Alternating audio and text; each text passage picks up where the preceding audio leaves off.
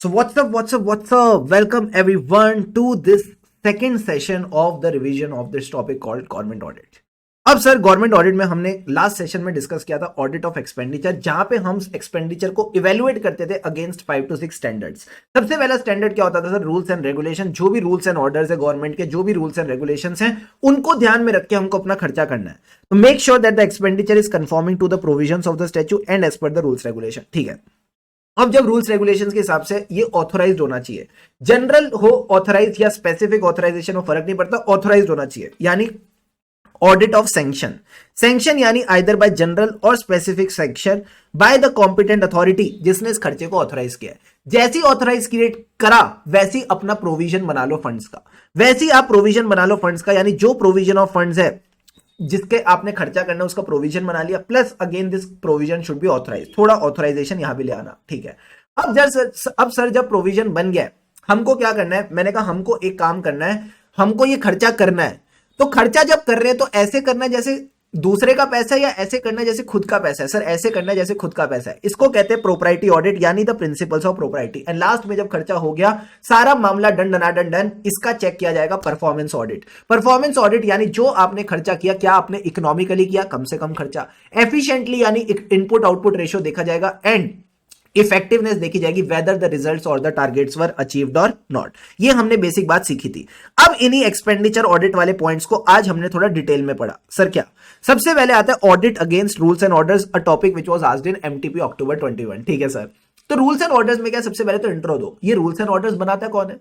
ये rules and orders बनाता कौन है? तो ये जॉब ऑफ द गवर्नमेंट है to frame the rules and regulations for the subordinate. ठीक है, अब ऑडिटर का काम क्या? बस देखना कि जो सबऑर्डिनेट्स हैं क्या वो रूल्स एंड रेगुलेशंस को अप्लाई कर रहे हैं कि नहीं, जस्ट टू सी। हमारा काम प्रिस्क्राइब करने का नहीं है, हम यहाँ पे ज्ञान बांटने नहीं आए एज ऑडिटर कि भाई तुम ये रूल्स एंड रेगुलेशन बनाओ, नहीं, हमारा काम वो नहीं है। बस हम ये देखेंगे कौन कौन ऑथोराइज कर रहा है, कम ऑन, कौन कौन है जिसने इन रूल्स को अप्रूव किया। कौन कौन का क्या मतलब था? पहले इनकी कंसिस्टेंसी देखेंगे, फिर देखेंगे इनका कॉन्फ्लिक्ट तो नहीं है, फिर हम इनका अप्रूवल। कंसिस्टेंसी दो चीजों के साथ। सर क्या? सीसी का क्या मतलब था? कॉन्स्टिट्यूशन और सीएनएजी। बोलो मेरे साथ, हम देखेंगे कंसिस्टेंसी सीसी के साथ। सीसी मतलब कॉन्स्टिट्यूशन और सीएनएजी, यानी it should not be inconsistent with the constitution. ठीक है, plus it should be consistent with the CNAG के जो भी रूल्स है regarding the accounts and audit. फिर हमने देखना है कॉन्फ्लिक्ट, कहीं ना कहीं इसका कॉन्फ्लिक्ट नहीं होना चाहिए with the rules made by the higher authority. तो मान लो ऑर्गेनाइजेशन में 3 अथॉरिटी है, lower, middle, higher. Come on, lower, middle, higher. तो मिडल ने अगर कोई रूल बनाया तो वो हायर के साथ कॉन्फ्लिक्ट में नहीं होना चाहिए। तो make sure that the conflict is not there with the rules prepared by the higher authority. बड़ा ही सिंपल था सर। कौन कौन ऑथोराइज करता है या अप्रूव करता है? सो अगर ये अप्रूव नहीं किया किसी कॉम्पिटेंट अथॉरिटी ने, तो जिसने अप्रूव किया चेक कर देना उसके पास पावर थी कि नहीं, चेक कर देना उसके पास पावर थी कि नहीं। सर पावर को क्या बोलते हैं? मैंने कहा तुमने गाड़ी चलाई है, हाँ, तो जब गाड़ी चलाते तो उसकी पावर आती है ना एक उसमें विंडो में, उसको क्या बोलते हैं? आरएमपी। तो यही आपने ध्यान रखना है, आरएमपी देखनी है, क्या उसके पास रूल मेकिंग पावर थी या नहीं थी। क्लियर है? क्लियर है सर। इसी चीज के ऊपर आईसीआई ने क्वेश्चन पूछा था एमटीपी में, तो आई मेक श्योर सर वो आरपीएम होती है, सॉरी वो आरपीएम होती है, बट यहां पे हमको आरएमपी देखनी है, रूल मेकिंग पावर। ठीक है सर, तो ये बात हो गई यहां पे भाई, डंडन। अब इसके बाद सर क्या आता है? Audit of sanction. सैंक्शन में आपने बस देखना है जो भी खर्चा है it is authorised by general or a specific sanction by the higher authority. फिर इसी सैंक्शन से एक वर्ड, एक लेटर बना दी इन्होंने, एक लाइन बना दी। फिर इन्होंने हायर अथॉरिटी के लिए बोला कि अथॉरिटी कॉम्पिटेंट होनी चाहिए। वो कॉम्पिटेंस कैसे चेक करोगे? सर वो चेक होगी कि क्या रूल्स एंड रेगुलेशन में लिखा है, या कॉन्स्टिट्यूशन में लिखा है, या डेलीगेशन ऑफ फाइनेंशियल पावर्स में लिखा है। फिर हमने डिस्कस किया propriety audit. Sir propriety audit में सबसे पहले आपको समझना पड़ेगा ये क्या है। इसमें आपने ऐसा ध्यान रखना है कि जो भी खर्चा है ये फिजूल का खर्चा नहीं होना चाहिए। ऐसा ना हो prima facie on the face of it आपको दिख रहा है कि ये तो खर्चा बहुत ही ज्यादा हो गया। एग्जांपल, हमारे देश में एक स्कैम हुआ था, इसका नाम था कॉमनवेल्थ गेम स्कैम। अब सर टॉयलेट रोल जो होता है वो मार्केट में कितने का आएगा? 50 रुपए का, 100 रुपए का, 200 रुपए का, मैक्सिमम 500 रुपए का। बट इन लोगों ने जो टॉयलेट रोल खरीदा था सर 10-10 हजार रुपए का। क्या ये दिक्कत है? हाँ सर ये दिक्कत है।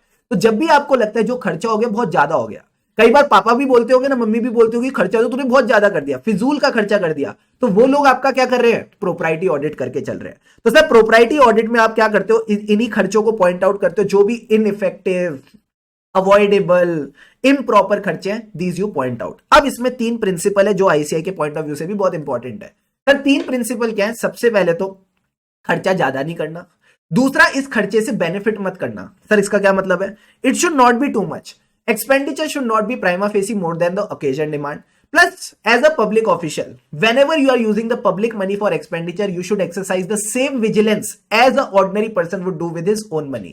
जब आप पब्लिक का पैसा यूज करो तो उतनी ही सावधानी से यूज करो जैसे आप खुद के पैसे को करते हो. तो लिखने का लहजा देखना, public officer should exercise same vigilance while doing the expenditure with public money as he would do with his own money, as the person with ordinary prudence would do with his own money. तो ये आपका basic point हो गया. ठीक है sir. Plus ये जो खर्चा आप करोगे इससे बेनिफिट नहीं होना चाहिए सर किसको? जिस अथॉरिटी ने खर्चे को सैंक्शन किया है, जिस अथॉरिटी ने खर्चे को अप्रूव किया है, उसका भला नहीं होना चाहिए. The authority sanctioning the expenditure should not accrue to its own benefit. ठीक है सर. प्लस इससे किसी पर्टिकुलर पर्सन या सेक्शन ऑफ सोसाइटी का फायदा नहीं होना चाहिए, किसी और अदर पर्सन को फायदा नहीं होना चाहिए. क्या ये दोनों तीनों पॉइंट्स क्लियर है? हाँ सर, ये तो हम एकदम बढ़िया तरीके से समझ गए. अब सर एक बात बताओ, क्या इसके कुछ एक्सेप्शन थे? मैंने कहा इसके भी कुछ एक्सेप्शन है. एक्सेप्शन में हमने पढ़ा सर, हमारे देश का सबसे बड़ा खर्चा जो फिजूल का तो है, but it is a custom, करना ही पड़ता है, वरना घर वाले बोलते लोग क्या कहेंगे. सर इसको बोलते शादी का खर्चा. वाह सर, ऑडिट में आपने तो समाज के एक बहुत बड़े रहस्य का भी खुलासा कर दिया. मैंने कहा हाँ, शादी का खर्चा क्या है सर? इसमें ना आप ये नहीं बोल सकते फिजूल का खर्चा है. पापा बोलेंगे सब करते हैं, ठीक है, दूसरों की भी तो तुम शादी में जाते हो, तो तुमको भी ये खर्चा करना पड़ेगा. तो ये क्या कहते हैं? शादी का खर्चा करना है, क्योंकि it is a recognised custom. ठीक है सर. इसी तरह जब आप अपनी ट्यूशन के लिए इधर उधर जाते हो, कभी ऑटो में जाते हो, कभी उबर में जाते हो, ओला में जाते हो, तो कभी मम्मी पापा ऐसा नहीं कहेंगे तुमने फिजूल का खर्चा कर दिया. तो जो भी आपको अलाउंस मिलते हैं, एग्जाम्पल ट्रेवल अलाउंस, उसमें भी कोई दिक्कत नहीं है. प्लस मान लो आपने 5 रुपए के फन फ्लिप्स खा लिए. ठीक है सर, तो ये तो इनसिग्निफिकेंट है. तो जो इनसिग्निफिकेंट है उसमें भी प्रोप्राइटी ऑडिट की बात नहीं करते. And last one is sir क्या? मान लो गवर्नमेंट ने किसी की जमीन ले ली. हाँ सर, किसी की जमीन ले ली अपने प्रोजेक्ट के लिए. तो जिसकी जमीन ली है, क्या उसको हमें रीइंबर्समेंट करनी चाहिए? हाँ सर, रीइंबर्समेंट करनी चाहिए, वरना कोर्ट में केस कर देगा. वरना वो बंदा कोर्ट में केस कर देगा. तो यही 4 बातें आपने ध्यान रखनी है सर. क्या? Expenditure because of a recognised policy और कस्टम. फिर उसके बाद आपका अलाउंसेस, जिसमें आप ट्रेवल अलाउंस की बात करोगे. एंड देन आता है आपका इनसिग्निफिकेंट एक्सपेंडिचर. एंड लास्ट में आता है सर क्या? Claim that can be enforced in the court of law. अगर कोई क्लेम है that can be enforced in the court of law, ये आपको देके चलना पड़ेगा. गॉट इट और नॉट? Yes sir.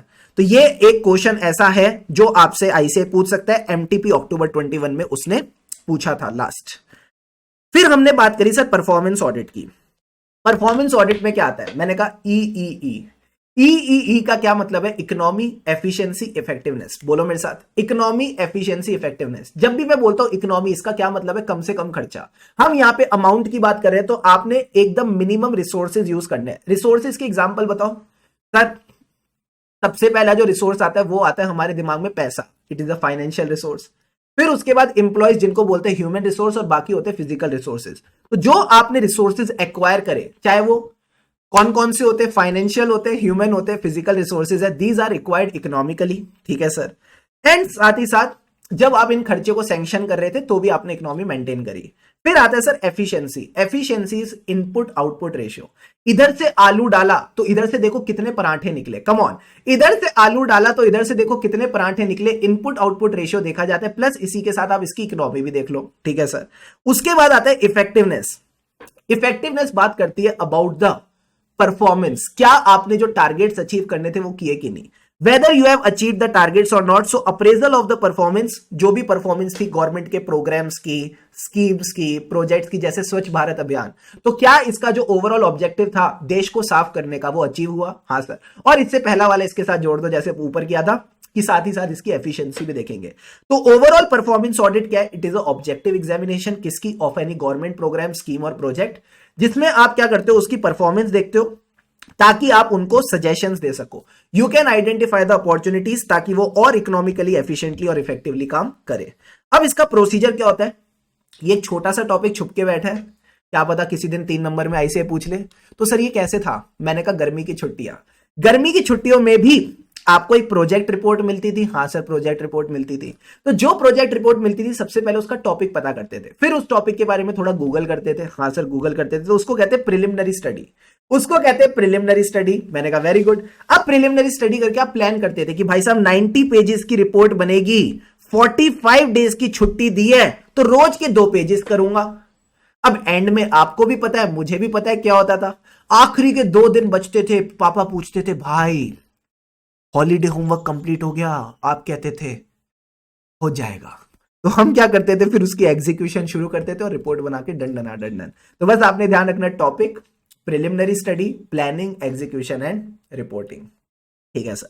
फिर हमने बात करी audit of stores and inventory, शेर वाला टॉपिक जिसको बनाया बिल्ली सर। दिसंबर 21 में आईसीए ने पूछा ऑडिट ऑफ इन्वेंट्री, तो मैंने कहा सबसे पहले ना इन्वेंट्री के प्रोसीजर्स देख लो, जो इनके इन्वेंट्री के रेगुलेशन से पूरे इन्वेंट्री लेना, परचेज करना, उसको स्टोर करना, ठीक है, उसके बाद उसको इशू करना फॉर प्रोडक्शन या सेल कर देना, और आखिरी में जो उसकी कस्टडी है। तो परचेज, रिसीट्स, इशू, सेल और कस्टडी, ये प्रोसीजर्स आर वेल डिवाइस्ड और ये आर कैरिड ऑन, ठीक है सर। अब इसी में से पॉइंट निकलेंगे, जो परचेजेस हैं वो प्रॉपर्ली सैंक्शनड होनी चाहिए एंड वो सही प्राइजेस पे होनी चाहिए। तो it should be sanctioned, economical purchases होनी चाहिए, ठीक है, ऑथोराइज्ड होनी चाहिए and as per the rules होनी चाहिए। प्राइजेस क्या होने चाहिए, इकोनॉमिकल यानी रीजनेबल होने चाहिए, ठीक है सर। और प्राइजेस में एक पॉइंट और था, मैंने कहा क्या, इट शुड बी करेक्ट, ये कहीं ना कहीं क्या होने चाहिए, करेक्ट होने चाहिए, ठीक है सर। अब इसके बाद एक बात बताओ, जो रिसीट्स, इशू, सेल और कस्टडी, इनका क्या पॉइंट था, इनकी अकाउंटिंग ठीक होनी चाहिए, इनकी कहीं ना कहीं अकाउंटिंग ठीक होनी चाहिए। ठीक को अंग्रेजी में क्या कहते हैं, एक्यूरेट होनी चाहिए, करेक्ट होनी चाहिए, रीजनेबल होनी चाहिए। अब सर जब आपने अकाउंट्स के साथ फिजिकल कस्टडी को चेक किया तो आपको डेफिशिएंसी मिली, तो जो भी डेफिशिएंसी मिली इन द क्वांटिटी उसको रिपोर्ट कर दो। किसको, अच्छा किसको, तुम ऑडिट क्या कर रहे हो, गवर्नमेंट का, तो गवर्नमेंट को रिपोर्ट करो ना यार, इजी। सारे बच्चे बोलो इजी। जो भी डेफिशिएंसी मिलेगी क्वांटिटी में किसको बताएंगे, गवर्नमेंट को बताएंगे। गवर्नमेंट को ऑडिट है यार, कैसी कैसी बातें करते बताओ, वापस एक बार रिवाइज कराओ सर। मैंने कहा कुछ नहीं है, रेगुलेशन देखेंगे पूरे इन्वेंट्री प्रोसेस की, परचेज, रिसीट्स मिल गया तो परचेज करके रिसीव किया, रिसीव करके हमने इसको इशू किया, सेल किया, जो बचा कस्टडी में गया, ये डिवाइड होने चाहिए और कैरिड आउट होने चाहिए, ठीक है सर। अब परचेजेस का सैंक्शन देख लो, परचेजेस का प्राइजेस देख लो कि जो भी परचेजेस हैं, जो भी आपने करी, whether properly sanction as per the rules or whether economical. फिर आपने इसके प्राइजेस देखे, वो रीजनेबल होने चाहिए, एज पर द कॉन्ट्रैक्ट होने चाहिए, ठीक है सर। और ये जो बाकी मामला था, इसकी अकाउंटिंग ठीक होनी चाहिए, करेक्ट होनी चाहिए, एक्यूरेट होनी चाहिए, रीजनेबल होनी चाहिए, और अगर कोई डेफिशिएंसी मिली तो गवर्नमेंट को बताओ। गौचा सर। लास्ट में हमने डिस्कस किया सर सीएनएजी का रोल। सर इस रोल की खासियत क्या है, this is not like your another tandoori paneer tikka roll. Roll का मतलब है सीएनएजी की भूमिका। एक सीएनएजी क्या भूमिका निभाता है एक गवर्नमेंट कंपनी के ऑडिट में, ओहो बड़ा ही रसमयी सेक्शन है सर। इस रसमयी सेक्शन में 3 सब सेक्शन है, 143, 5, 6 और 7। बोलो मेरे साथ, 143, 5, 6 और 7। अब 143, 5, 6 और 7 में क्या है, अगर कोई गवर्नमेंट कंपनी है या कोई और कंपनी है जिसको कंट्रोल करते हैं मोदी जी या स्टेट गवर्नमेंट या सेंट्रल और स्टेट मिलके, तो उनका क्या होता है, उनका ऑडिटर सीएनएजी अपॉइंट करता था 139, 5 और 7 में, ठीक है सर। अब ये जो सीएनएजी है ना, रोहित शेट्टी बन सकता है, मतलब ये डायरेक्ट कर सकता है ऑडिटर को, तुमको ऑडिट कैसे करना है। अब जो ऑडिटर को डायरेक्शन मिली, उस डायरेक्शन पे जो उसने एक्शन लिया, उस एक्शन का जो इंपैक्ट है, come on go with the Bollywood feel, उसको जो डायरेक्शन मिली, डायरेक्शन पे जो एक्शन लिया, एक्शन का जो इंपैक्ट है, तीनों बातें डॉक्यूमेंट करके चलेगा। क्या इसके ऊपर हमने एमसीक्यू खेला था, हाँ सर, आईसीआई भी इस पे एमसीक्यू पूछता है और वो एमसीक्यू हमने कवर कर लिया।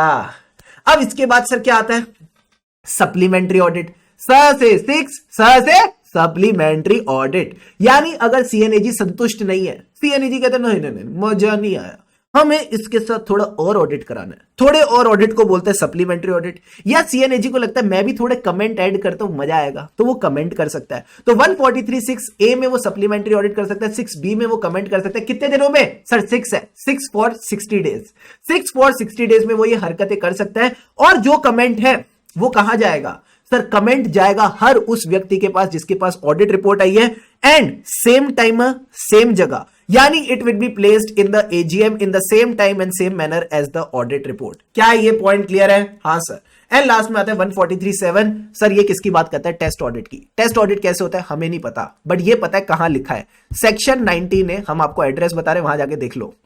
सेक्शन 19 है सीएनएजी डीपीसीएस एक्ट 1971। सर डीपीसीएस का क्या मतलब है, वही जो लास्ट सेशन में पढ़ा था, duties powers conditions of service act 1971। यहां हमारा पूरा का पूरा मामला of the government audit in detail gets completed. I hope you enjoy this session. यूं ही खुशी खुशी मन लगाकर पढ़ते रहें, खुशी से पढ़ेंगे तभी आगे बढ़ेंगे। Have an awesome day ahead. हमें रही ऑडिट के, फिर मिलेंगे चलते चलते चलते चलते। Take care all.